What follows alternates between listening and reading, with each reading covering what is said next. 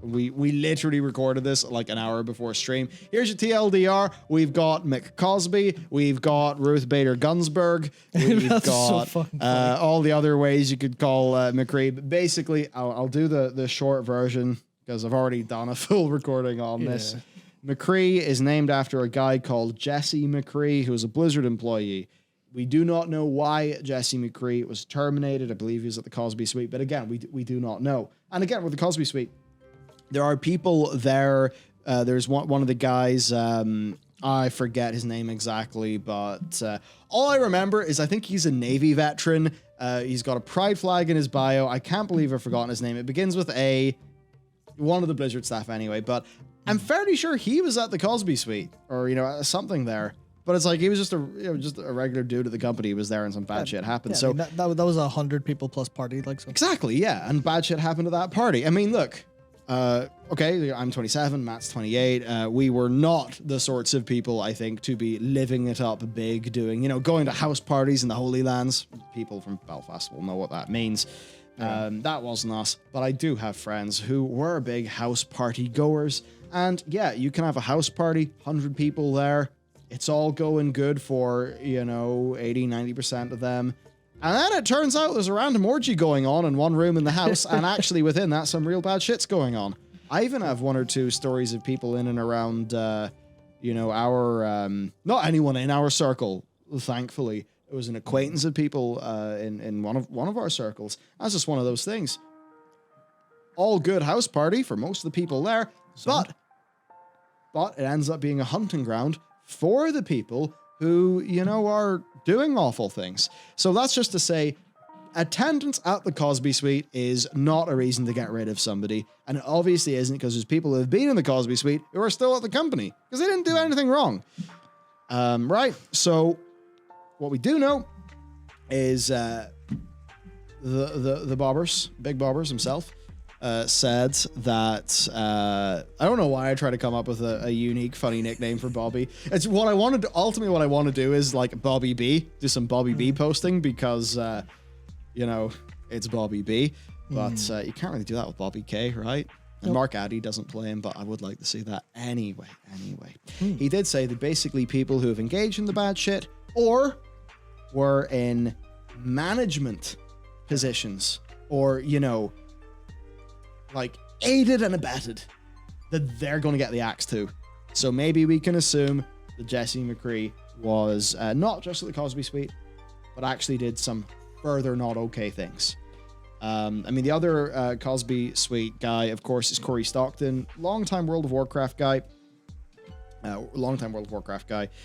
Who is on, last time we heard anyway, he was, on leave, pending investigation. Yep. We haven't heard what's went on there. So, yeah, anyway, right, that's the deal with Jesse McCree. Now, it turned out they had a bit of content planned that involved the McCree character as narrative content. Yeah. And what they have done is they have delayed that content till later this year for Overwatch, and they've put a free-for-all map coming out in September instead. They're renaming the character of McCree. We do not know what they're currently doing. Should also note via the Washington Post that similar changes may be coming to World of Warcraft, which contains several characters and one city named after multiple former devs. Multiple former devs. That's, of course, the city of McCree in Argus of patch 7.3 of World of Warcraft. There's also... Now, that name, McCree, comes from... Is it Jacinda McCree or just... Jasara, that was it. Just Jasara of McCree. Jasara of McCree, yeah. Said something about, Argus. On Argus, McCree was the most sacred of our cities.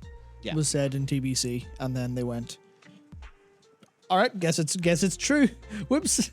Guess this whole place is called McCree now. Yeah. But it was the quest designer who was working on the McCree quest instructed the voice actors to pronounce it McCree as opposed to like Macquarie or something, because she wanted it to be separate from Jesse McCree for whatever reason. Yeah. God knows why. I mean, who knows if she knew something or if there was rumblings. We literally don't know. Yep. What I will say is, like, look, This will never happen because we are not the sorts of creators who would get an NPC in World of Warcraft. If I was to get an NPC, I would say thank you. I appreciate the thought, but I really don't think people should think about me when they log into a virtual world and want to get immersed. No. I think that applies to, from my own personal perspective, to other community members who are in the game. I would put an exception in for, memorials, the likes of Rackful. I think that's a good thing to do. But just a reference to someone you know, I think that, like, takes you out of the universe. Or whenever, sometimes you just see a thing in a game and you know it's a reference and it's taking out a wee bit. I don't like that. It shouldn't be a thing for, community people. It shouldn't be a thing for Blizzard staff, because I think in-game should be in-game. It should be, logically consistent, and it shouldn't be reminding me of what happens whenever I log off the computer. Yeah. Frankly. So, I think creatively, this is all a dead end and not the way to do things anyway. But specifically then, it does open a company up to this form of risk. Yeah. Now, there are differences there. Like, look, were there these rumblings about Mr. Jesse McCree going on at the company where people knew things and didn't properly, it wasn't handled? Because if that is the case, then, Swifty gets allegations that I believe are widely not believed. Yep. And Swifty's NPCs removed from the game instantly and is not back. Yeah. But they know stuff's a bit rumbly with one of their staff and they just let it persist. I mean, that I think is, you can obviously see how that happens, but it ain't good. So there's some of that. Yeah. And, look, this is another thing people talking about, this is just a token thing. It's a load of bullshit. Look, this is something I properly imagine a leadership perspective. And it turns out that Jesse McCree was, I'm not making a factual claim that he did this, but as the what if, because look, he's been terminated from the company. So there's something fishy going on, but let's just say, he'd given a few unsolicited shoulder rubs. Maybe groped a few boobs at an office party. Things that would make women working at the company, and men working at the company as well, because you don't want to be in a place where that's happening, feel bad. But, especially for the women, because they'd be the target.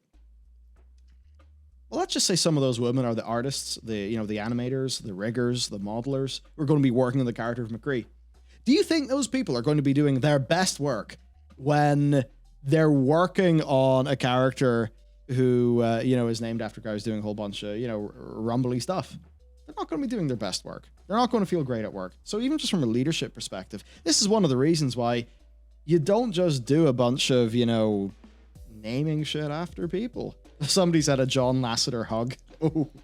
I mean, like, it doesn't even matter if he specifically did something himself. It's the idea of, like, to be fair, he was lead game designer in Diablo 4. Yeah. But if you're a game designer and you experience a problem from someone else in the company, and then you go to him because he's your lead, you go, hey, Jesse, I've had some trouble with this employee. Could you go do something about it? And he either goes, yeah, I will, and doesn't, or goes, nah, it's my mate, don't worry about it. Then that'll make you feel bad enough. Yeah. So it's like, that's wrongdoing anyway. May not have been as severe, was still a part of the policy that, would have, if that was the case, would have been fired as a result of it. So you can kind of see how it makes sense either way. It's hard for a large company. Like, James Christie has just said here, why are men standing around and watching these women get abused? Yeah, look, it's the type of thing in our organization, if that happened, and everyone knows this, but if that happened, and I know I can speak for Thomas as my co-founder at the games, on the game side, like, if that happens, instant termination, like, will be investigated. Okay, maybe it's instantly put on leave while we work out the facts. But if you're doing shit like that, you're gone. That's it. No questions. No ifs, no ands, no buts, no route back. It doesn't happen. You have to have a zero tolerance policy for that kind of thing. And it does blow your mind when it's like, why are men standing around watching these women get abused? Like, take Lore, the community manager for World of Warcraft. I know that, and this was said publicly on Twitter, as I mentioned earlier, he has submitted multiple HR reports whenever he has seen bad shit going on in the company. And it's just that weird thing. What happens when you're in a situation with a company where, yeah, you do actually have the men standing around watching these things happen. They then do the correct thing and report these, these violations, and nothing happens. I mean, that just tells you that something is sick, that something messed up is going on at the company, because that shit shouldn't be going on. Like, what the fuck? I don't know. It's like, why does video games feel closer to the stories you hear of investment bankers? Right? Like, weird, man. Okay.